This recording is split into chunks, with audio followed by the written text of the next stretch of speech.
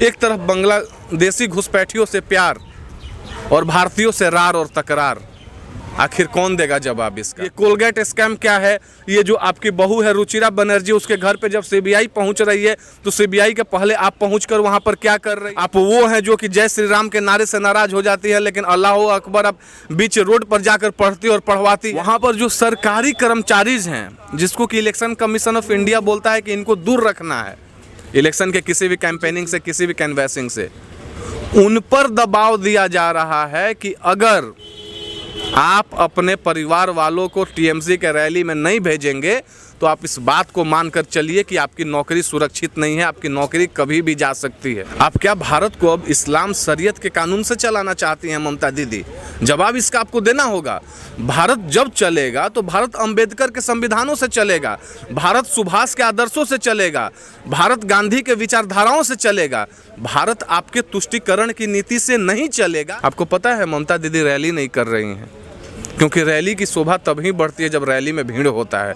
और जहाँ पर लोग ही आपको नकार दिए हों, जहाँ पर लोग ही आपके रैली में ना आए, ना लोग आपके रोड शो में आए। आप ममता दीदी से जाकर कभी प्रश्न किए? बंगालीज अपने कल्चर के लिए जाने जाते हैं, अपने थीम के लिए जाने जाते हैं।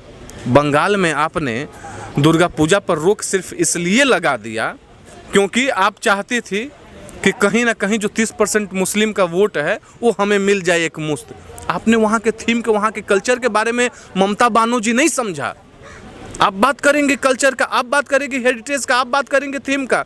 एक और बात, आपको याद होगा बंगाल में ही ये घटना हुआ था। दुर्गा पूजा के पंडाल में ज़बरदस्ती चांद का निशान और इस्लाम धर्म का निशान बनाया गया था। मैं पूछना चाहता हूँ एक बात, ठीक है, आप भाईचारा को बढ़ावा देने के लिए अगर वो कार्य कर रही हैं, आप सेम कार्य वहाँ पे जब ईद उल फितर हो रहा था तब करवा देती। मुहर्रम के जुलूस में मुहर्रम का ताजिया जब निकलता है तो उसके साथ जय श्री राम का नारा लगता है और जय श्री राम का लोगो वाला झंडा पूरे बंगाल में जब दिखता तो लगता कि हाँ, वास्तविक रूप से आप सेकुलर हैं। लेकिन आप तो वो हैं जिसके सामने अगर जय श्री राम बोल दिया जाता है तो आप बोलते हैं कि मारो इनको, और रोड पर बैठकर आप 5 टाइम का नमाज अदा करने का वकालत करती हैं। तो ममता दीदी, इस राष्ट्र को हम इस्लाम और शरीयत के कानून से नहीं चलने देंगे। ये राष्ट्र अगर चलेगा तो भारत के संविधान से चलेगा। जब वो वोट मांगने जाती है तो बंगाल के लोग पूछते हैं कि अच्छे आप वही है जो मुस्लिम अपीजमेंट की पॉलिटिक्स करती थी पिछले 10 सालों से? आप वही हैं जो कलकत्ता के मेयर से लेकर के डिप्यूटी सीएम से लेकर हर एक जगह पर अल्पसंख्यकों को बैठा देती थी सिर्फ इसलिए कि आपको उनका वोट चाहिए?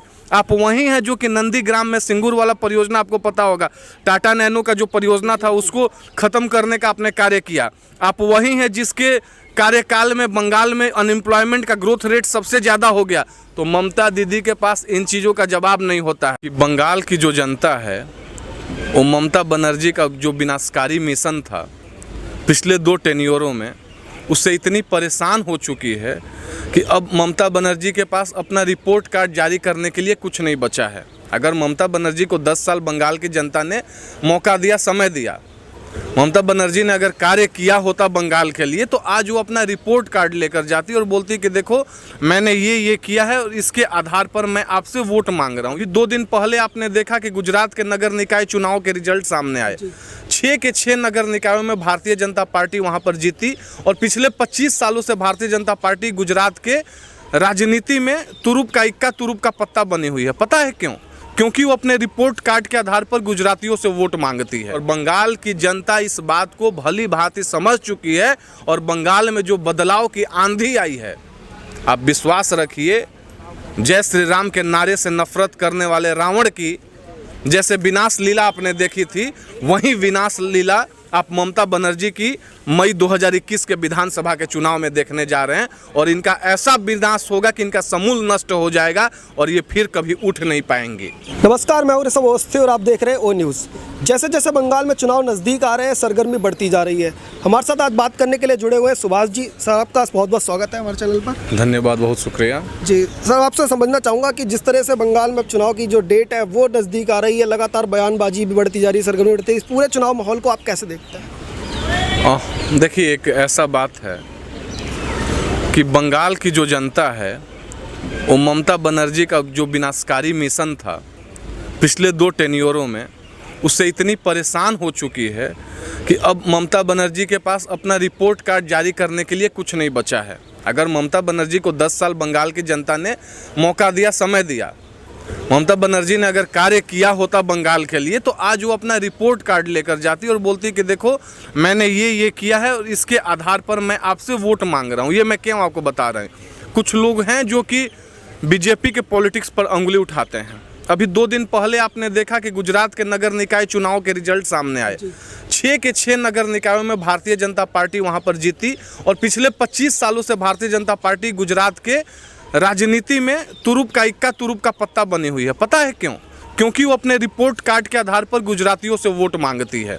और जो लोग बोलते हैं एंटी इनकम्बेंसी, अब इससे बढ़िया एग्जाम्पल कुछ नहीं हो सकता है देने का कि अगर गुजरात में पिछले 25 साल से जो भारतीय जनता पार्टी है, आज भी वहाँ के लोग भारतीय जनता पार्टी को इतने प्रचंड रूप से जिताने का कार्य कर रहे हैं, बहुमत देने का कार्य कर रहे हैं, तो ममता दीदी भी अगर बंगाल में ऐसा कुछ की रहती तो आज ममता बनर्जी को बंगाल में विनाशकारी राजनीति, विनाशकारी प्रोपेगेंडा को आगे बढ़ाने का जरूरत नहीं पड़ता। वो रिपोर्ट कार्ड के आधार पर जाती, बंगाल के लोगों से वोट मांगती। लेकिन जब वो वोट मांगने जाती है तो बंगाल के लोग पूछते हैं कि अच्छे आप वही हैं जो मुस्लिम अपीजमेंट की पॉलिटिक्स करती थी पिछले 10 सालों से, आप वही हैं जो कलकत्ता के मेयर से लेकर के डिप्यूटी सीएम से लेकर हर एक जगह पर अल्पसंख्यकों को बैठा देती थी सिर्फ इसलिए कि आपको उनका वोट चाहिए, आप वही हैं जो कि नंदीग्राम में सिंगूर वाला परियोजना, आपको पता होगा टाटा नैनो का जो परियोजना था उसको ख़त्म करने का आपने कार्य किया, आप वही हैं जिसके कार्यकाल में बंगाल में अनएम्प्लॉयमेंट का ग्रोथ रेट सबसे ज़्यादा हो गया। तो ममता दीदी के पास इन चीज़ों का जवाब नहीं होता है। लोग करप्शन पे जब सवाल करना शुरू करते हैं तो बोलते हैं कि आपके अभिषेक बनर्जी जी तो जब आप आई थी सत्ता में कुछ नहीं थे, आज अरबपति खरबपति कैसे हो गए, ये कोलगेट स्कैम क्या है, ये जो आपकी बहू है रुचिरा बनर्जी उसके घर पे जब सीबीआई पहुंच रही है तो सीबीआई के पहले आप पहुंचकर वहां पर क्या कर रही हैं। आपके यहाँ जब अशांति फैलती है और केंद्रीय गृह मंत्रालय आपके डीजीपी को, आपके आईजी को, आपके कमिश्नर ऑफ पुलिस को बुलाता है तो आप क्यों रोकती हैं? आखिर आप क्या दर्शाना चाहती हैं? आप वो हैं जो कि जय श्री राम के नारे से नाराज हो जाती है लेकिन अल्लाह अकबर आप बीच रोड पर जाकर पढ़ती और पढ़वाती है। ममता बनर्जी के पास इन किसी भी सवालों का जवाब नहीं है, इसलिए ममता बनर्जी ने अब एक अलग तरह का हथकंडा अपनाने का 20 असफल प्रयास किया है, लेकिन आप विश्वास मानिए वो अपने इन कुंठित प्रयासों में सफल नहीं हो पाएंगे। जी सुभाष जी, एक चीज़ बताइए कि जो भारत सरकार है उन्होंने सीए का कानून ला रहे, एनआरसी की जो तैयारी है उसको लेके वो जो रोहिंग्या लोग या ऐसे जो लोग जो घुसपैठिए हैं वो देश के बाहर निकालने की योजना है। दूसरी तरफ जो बंगाल में ममता बनर्जी खुद अमित शाह और प्रधानमंत्री को ही बाहरी बता रही हैं, इससे आप कैसे देखिए, जो लोग भारत के संस्कृति को जानते हैं, भारत ऋषि मनीषियों की सनातनी संस्कृतियों की धरती रही है, यहाँ पर एक से एक क्रांति हुए हैं, एक से एक आंदोलन हुए हैं, एक से एक बुद्धिमान, एक से एक क्रांतिकारी पैदा लिए हैं। तो भारत को समझने वाला इंसान, भारत के मूल जड़ को समझने वाला इंसान, भारत राष्ट्र के किसी भी कोने में रहने वाले किसी इंसान को अगर वो संकीर्ण मानसिकता का परिचायक नहीं होगा, अगर संकीर्ण मानसिकता का भुक्तभोगी नहीं होगा, तो कभी भी भारत के किसी भी कोने में रहने वाले इंसान को बाहरी नहीं बता सकता है। और बहुत सही प्रश्न आपने किया। एक तरफ बांग्लादेशी घुसपैठियों से प्यार और भारतीयों से रार और तकरार, आखिर कौन देगा जवाब इसका? इसका जवाब तो ममता बनर्जी से राष्ट्र की और राज्य की, दोनों की जनता आने वाले चुनाव में लेने जा रही है। और एक और बात मैं आपको बता रहा हूँ, जब आप बाहरी और भीतरी का बात करते हैं, बंगाल के बीजेपी के प्रदेश अध्यक्ष हैं दिलीप घोष जी, बंगाली हैं जी। अगर कोई सीएम भी बनेगा तो बंगाली ही बनेगा। अगर मैनिफेस्टो भारतीय जनता पार्टी तैयार कर रही है तो 2 करोड़ बंगालियों से ही, जो वेस्ट बंगाल के रहने वाले नागरिक हैं, क्योंकि उनका राज्य है भाई, बिल्कुल उनको अधिकार है, उनसे वो पूछ रही है कि आप बताइए आपको क्या चाहिए। 30,000 सजेशन बॉक्स हम जारी करवाएंगे और 294 कंस्टिट्यूएंसीज में हर एक जगह जाएगा और जा करके आपको बताना है कि आपको कैसा सोनार बंगला बनाना है। इंटेलेक्चुअल्स की मीटिंग हो रही है, वो बंगालीज ही हैं, हर एक कार्य वहाँ के लोग कर रहे हैं। तो इसमें बाहरी और भीतरी का क्या है? और इस राष्ट्र में अगर आप भारत के मौलिक अधिकार को और संविधान का अध्ययन करेंगे तो लिखा हुआ है कि भारत का कोई भी नागरिक राष्ट्र के किसी भी कोने में जाकर, जम्मू कश्मीर अपवाद था जिसको कि 35A 370 हटाने के बाद अमित शाह जी ने वहाँ भी परमिशन दिलवा दिया। तो महात्मा गांधी के एक भारत श्रेष्ठ भारत का असली सपना साकार तो ये है। हम भारत के नागरिक होने के नाते, आप प्रस्तावना में पढ़िए या कहीं पर भी पढ़िए, लिखा हुआ है कि हमें हक है कि हम भारत के किसी भी कोने में जाकर रोजगार ले सकते हैं, अध्ययन कर सकते हैं, घूम सकते हैं, विचरण कर सकते हैं। अगर हमें रहने का मन है तो वहाँ पर हम घर बनाकर रह सकते हैं। आप किस भारत की बात कर रही हैं? आप क्या भारत को अब इस्लाम शरीयत के कानून से चलाना चाहती हैं ममता दीदी? जवाब इसका आपको देना होगा। भारत जब चलेगा तो भारत अंबेडकर के संविधानों से चलेगा, भारत सुभाष के आदर्शों से चलेगा, भारत गांधी के विचारधाराओं से चलेगा। भारत आपके तुष्टीकरण की नीति से नहीं चलेगा। और बंगाल की जनता इस बात को भली भांति समझ चुकी है। और बंगाल में जो बदलाव की आंधी आई है, आप विश्वास रखिए, जय श्री राम के नारे से नफरत करने वाले रावण की जैसे विनाश लीला आपने देखी थी, वही विनाश लीला आप ममता बनर्जी की मई 2021 के विधानसभा के चुनाव में देखने जा रहे हैं। और इनका ऐसा विनाश होगा कि इनका समूल नष्ट हो जाएगा और ये फिर कभी उठ नहीं पाएंगे। एक तरफ तो ये बड़े बड़े दावे टीएमसी कर रही है कि हम सरकार बनाने जा रहे हैं, जो बाहरी लोग हैं उनको कोई नहीं पूछेगा। दूसरी तरफ टीएमसी में इतनी बौखलाहट दिख रही है, उनके खुद के नेता छोड़ छोड़ के भाग रहे हैं। तो ये सब कुछ आप क्या कुछ आप इस बारे में बताएंगे? देखिए, हमारे यहाँ एक कहावत है कि सुबह का भूला अगर शाम को घर लौट आए तो उसको हम भूला नहीं बोलते हैं। कुछ हैं टीएमसी के नेता ऐसे जिनको लगा था कि ममता बनर्जी कुछ अच्छा बंगाल के लिए कर सकती है, और ये किन कारणों से जाकर ममता बनर्जी के साथ चले गए थे। लेकिन जब उन्हें समझ में आया, मैं सबसे पहला नाम लेना चाहूँगा दिनेश त्रिवेदी का, तत्कालीन रेल मंत्री थे और बैरकपुर से सांसद थे।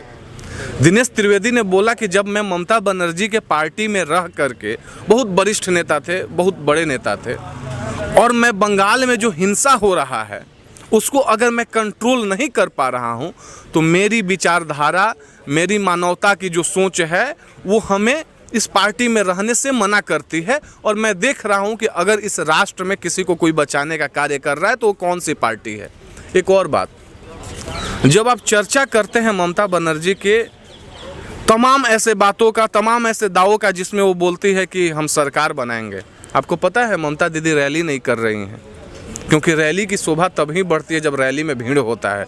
और जहाँ पर लोग ही आपको नकार दिए हों, जहाँ पर लोग ही आपके रैली में ना आए, ना लोग आपके रोड शो में आए, आप हो सकता है कि कुछ सरकारी लोगों को, देखिए एक बात मेरे दिमाग में आया, मैं बंगाल गया था जब, वहाँ पर जो सरकारी कर्मचारीज हैं जिसको कि इलेक्शन कमीशन ऑफ इंडिया बोलता है कि इनको दूर रखना है इलेक्शन के किसी भी कैंपेनिंग से, किसी भी कैनवैसिंग से, उन पर दबाव दिया जा रहा है कि अगर आप अपने परिवार वालों को टीएमसी के रैली में नहीं भेजेंगे तो आप इस बात को मानकर चलिए कि आपकी नौकरी सुरक्षित नहीं है, आपकी नौकरी कभी भी जा सकती है। राष्ट्र स्वतंत्र है भाई साहब। आज राष्ट्र में सब स्वतंत्र विचारधारा की लड़ाई लड़ते हैं, सब स्वतंत्र विचारधारा की बात करते हैं, लेकिन जहाँ पर अगर सही में कोई पार्टी भारत के लोगों को उनका हक दिला रही है और राष्ट्र की जनमानस, राष्ट्र की जनता उनके साथ जोड़ रही है, तो उनको हटाने के लिए आप एक साथ हो जा रहे हैं। आप ममता दीदी से जाकर कभी प्रश्न किए? बंगालीज अपने कल्चर के लिए जाने जाते हैं, अपने थीम के लिए जाने जाते हैं। बंगाल में आपने दुर्गा पूजा पर रोक सिर्फ इसलिए लगा दिया क्योंकि आप चाहती थी कि कहीं ना कहीं जो 30% मुस्लिम का वोट है वो हमें मिल जाए एक मुश्त। आपने वहाँ के थीम के, वहाँ के कल्चर के बारे में ममता बनर्जी नहीं समझा। आप बात करेंगे कल्चर का, आप बात करेंगे हेरिटेज का, आप बात करेंगे थीम का।